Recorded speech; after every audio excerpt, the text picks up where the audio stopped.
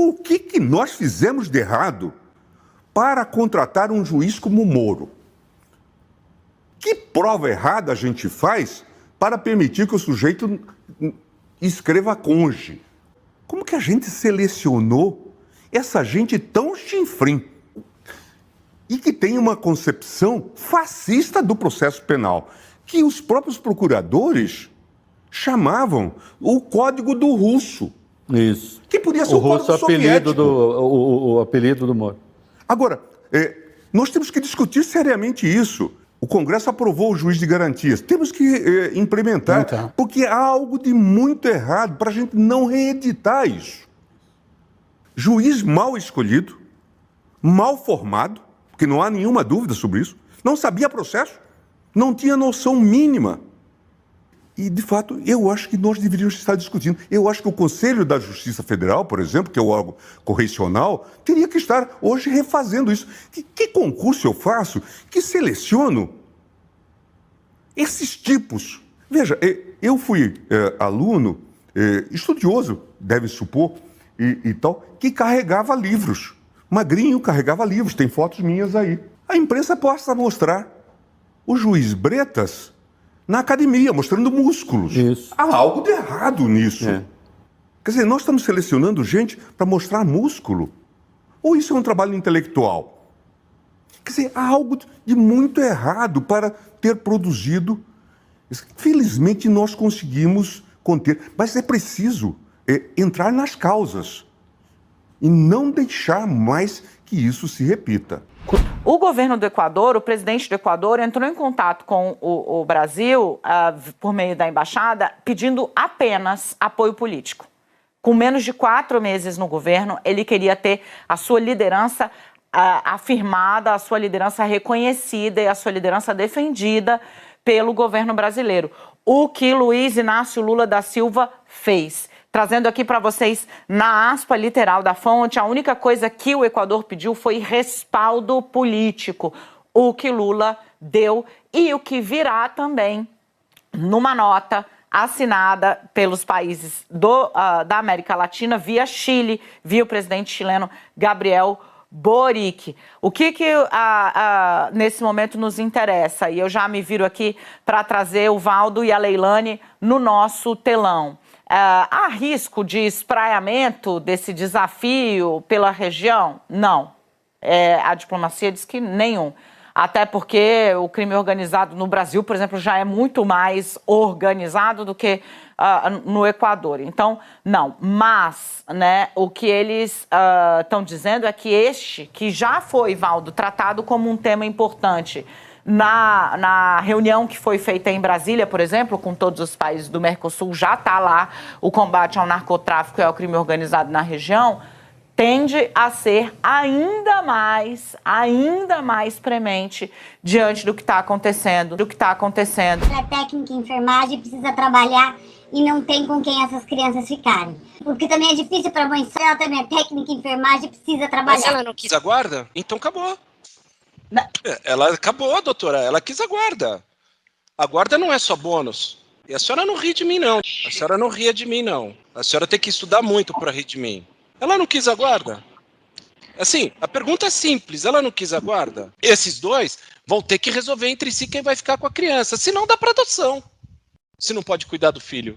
Põe num abrigo, sei lá, faz alguma coisa assim. Não dá para o senhor lavar as mãos e falar, se vira aí. Não dá para chegar e falar, olha, você tem a obrigação de me ajudar. Não, ele não tem. Ele não tem. Você não quis a guarda, filha? Aceita os ônus dela. Quem tem que se virar para arrumar alguém é a senhora. Não necessariamente ele. A senhora quis a guarda. Eu preciso saber quais são os dias que esse pai pode.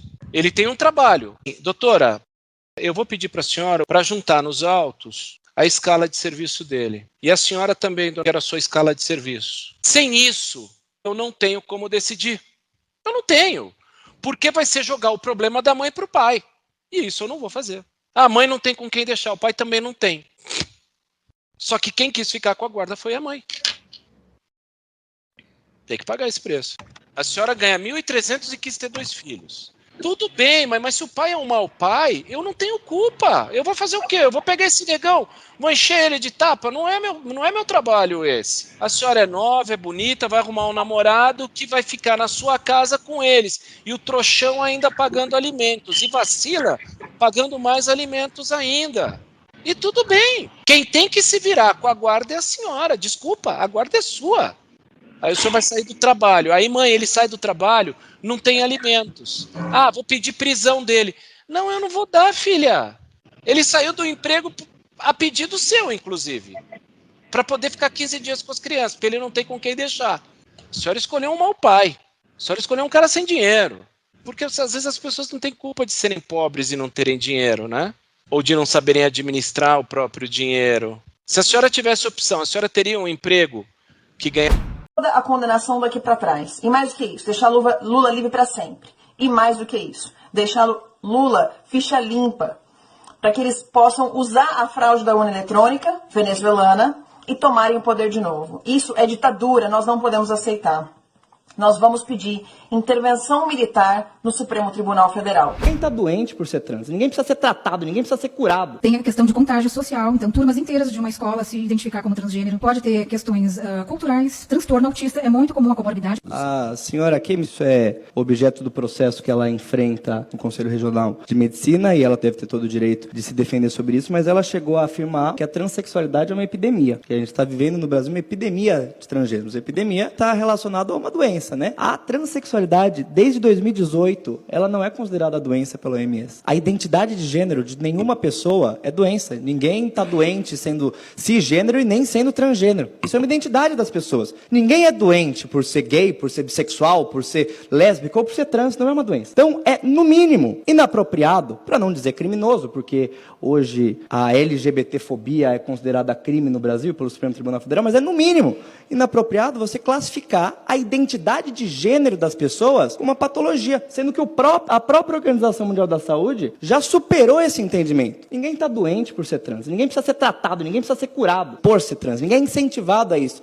Eu quero que os deputados tentem entender isso, que eu estou martelando desde o começo da CPI. Identidade de gênero e orientação sexual não é ensinada. Ninguém ensinou a vocês a se entender no mundo como vocês se entendem, ninguém ensinou vocês a se sentirem afetuados por quem você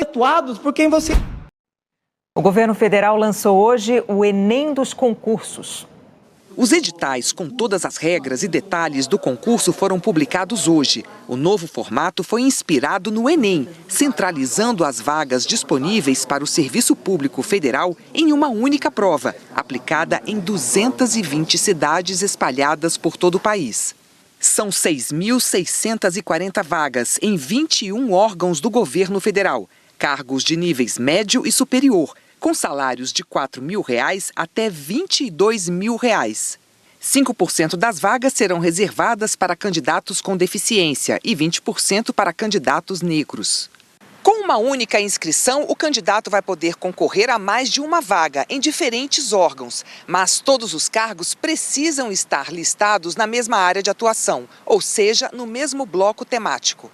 São 8: infraestrutura, exatas e engenharias, tecnologia, dados e informação, ambiental, agrário e biológicas, trabalho e saúde do servidor, educação, saúde, desenvolvimento social e direitos humanos, setores econômicos e regulação, gestão governamental e administração pública, nível intermediário.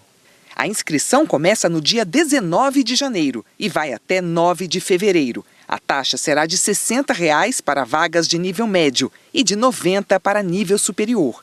Inscritos no Cadastro Único, participantes do FIES ou do ProUni ou doadores de medula estão liberados do pagamento. O governo espera receber 3,5 milhões de candidatos e alerta: as inscrições só serão feitas no site gov.br. Sempre se orientem pela página do concurso.